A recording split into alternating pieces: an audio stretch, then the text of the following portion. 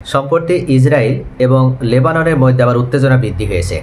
তবে এবারও লেবাননের মধ্যে যে উত্তেজনাটা তৈরি হয়েছে সেটা হিজবুল্লাহকে কেন্দ্র করেই।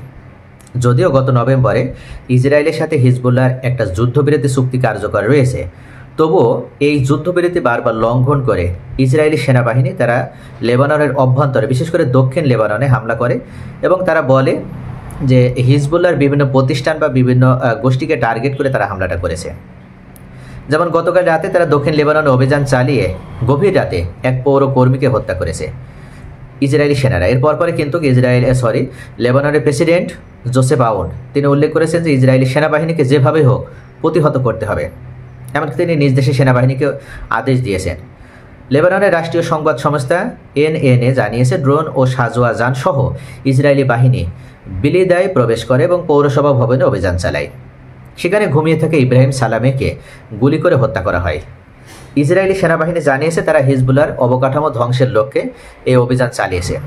তবে এই ভবনটি হিজবুল্লাহ ব্যবহার করছিল এই সম্পর্কে কোনো প্রমাণও তারা দেখাতে পারেনি। সেনাবাহিনীর দাবি ভবনের ভেতরে এক সন্দেহভাজনের মুখোমুখি হলে তাৎক্ষণিক হুমকি শনাক্ত করে তারা গুলি চালায়। তবে সালামের লক্ষ্যবস্তু ছিলেন কিনা তা স্পষ্ট নয়। ইসরায়েলের অভিযান নিয়ে লেবানন তীব্র প্রতিক্রিয়া সৃষ্টি করেছে। লেবাননের প্রেসিডেন্ট জোসেফ আউন সেনাবাহিনী কমান্ডারকে দক্ষিণ সীমান্তে যে কোনো ইসরায়েলি অনুপ্রবেশ প্রতিহত করার নির্দেশ দিয়েছেন। দেশটির প্রধানমন্ত্রী নওয়াব সালাম ইসরায়েলি হামলায় তীব্র নিন্দাও জানিয়েছেন। তিনি বলেন ইসরায়েলি হামলা লেবাননের সার্বভৌমত্ব ও সরকারি প্রতিষ্ঠানের উপর একটা নগ্ন লঙ্ঘন। ইসরায়েলি হামলার প্রতিবাদে বৃহস্পতিবার সকালে বিলিদা ও আশপাশের শহরগুলোতে বিক্ষোভ অনুষ্ঠিত হয়েছে। বিক্ষোভকারীরা টায়ার জ্বালিয়ে সড়ক অবরোধ করে ইসরায়েলি আগ্রাসন ও রাষ্ট্রের নাগরিকদের সুরক্ষায় ব্যর্থতারও প্রতিবাদ জানান। তবে এখানে বিষয় হচ্ছে এই প্রতিবাদে কি কোনো কাজ হবে? আর লেবাননের প্রেসিডেন্ট জোসেফ আউন উনি যে ওনার সেনাবাহিনীদেরকে বা সেনা কমান্ডারদেরকে নির্দেশ দিয়েছেন ইসরায়েলি সৈন্যদের ইসরায়েলি অগ্রগামী সৈন্যদের গতিরোধ করার জন্য বা প্রতিহত করার জন্য, আসলে এটা বাস্তবে কতটা কার্যকর হবে? আমরা যদি দেখি তাহলে লেবানন এমন কোনো শক্তিশালী রাষ্ট্র নয় বা তারা নিজেদের তাদের সেনাবাহিনীতে এমন কোনো তাদের শক্তি নেই যেটা ব্যবহার করার মাধ্যমে তারা ইসরায়েলি সেনাবাহিনীকে প্রতিহত করতে পারবে বা ইসরায়েলি সেনাবাহিনীর গতিরোধ করতে পারবে।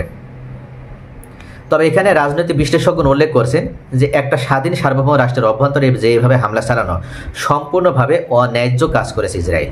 এটার জন্য অবশ্যই ইসরায়েল যে আন্তর্জাতিক মানবাধিকার সেটা লঙ্ঘন করেছে এবং আন্তর্জাতিক আইনেরও তারা কোনো ধরনের কোনো প্রশ্রয় না দিয়ে বা আন্তর্জাতিক আইনকে তারা বৃদ্ধাঙ্গুলি দিয়ে তারা নিজেরাই অন্য রাষ্ট্রের অভ্যন্তরে বা তাদের সার্বভৌমত্ব লঙ্ঘন করে একের পর এক হামলা করে আসছে। যেমন সম্প্রতি আমরা দেখেছি যে হামাস নির্মূলের নাম করে কাতারে তারা বিমান হামলা করল। যদিও মধ্যপ্রাচ্যে কাতারে হামলা করার পর গোটা মধ্যপ্রাচ্যের রাষ্ট্রগুলো তারা আকাশে ইসরায়েলের জন্য নো ফ্লাই জোন ঘোষণা করেছে এবং এখনও সেটা চালু রয়েছে। এরপরও কিন্তু তারা ইসরায়েলের বিরুদ্ধে এমন কোনো শক্ত প্রতিবাদ বা প্রতিরোধ গড়ে তুলতে পারেনি। আসলে ইসরায়েল নামক রাষ্ট্রের কাছে কেন সবাই ব্যর্থ, এটার অন্যতম কারণ হচ্ছে ইসরায়েল নিজেদের শক্তির উপরে তারা যথেষ্ট আত্মবিশ্বাসী এবং এমন কিছু তারা প্রযুক্তি উদ্ভাবন করেছে। যেমন ওয়াইজম্যান, এবার আমরা ইরানের সাথে যুদ্ধে দেখেছি যে ওয়াইজম্যান যে আপনার হচ্ছে যে গবেষণা কেন্দ্র, এই ওয়াইজম্যান গবেষণা কেন্দ্র ইরান ক্ষেপণাস্ত্র নিক্ষেপ করে সম্পূর্ণ ধ্বংস করে দিয়েছিল এবং ওখানে ওই ধ্বংসস্তূপের ভিতরে এমন কিছু গবেষণা বা তথ্য পাওয়া গিয়েছিল যেগুলো ব্যবহার করার মাধ্যমে ইসরায়েল বিশ্বকে তাদের হাতের মুঠোয় নিয়েছে এবং এখন পর্যন্ত ইসরায়েল হাতে যে প্রযুক্তি রয়েছে সেটা বিশ্বের অন্য কোনো রাষ্ট্রের ভিতরে নেই। ইসরায়েল চাইলে খুব সহজেই যে কোনো রাষ্ট্রের আকাশ প্রতিরক্ষা সিস্টেম ভেঙে দিয়ে বা আকাশ প্রতিরক্ষা সিস্টেম চুরমার করে দিয়ে সেই রাষ্ট্রের অভ্যন্তরে বিমান হামলা চালাতে সক্ষম, এমনকি ড্রোন হামলা চালাতে সক্ষম, গুপ্ত হামলাও চালাতে সক্ষম।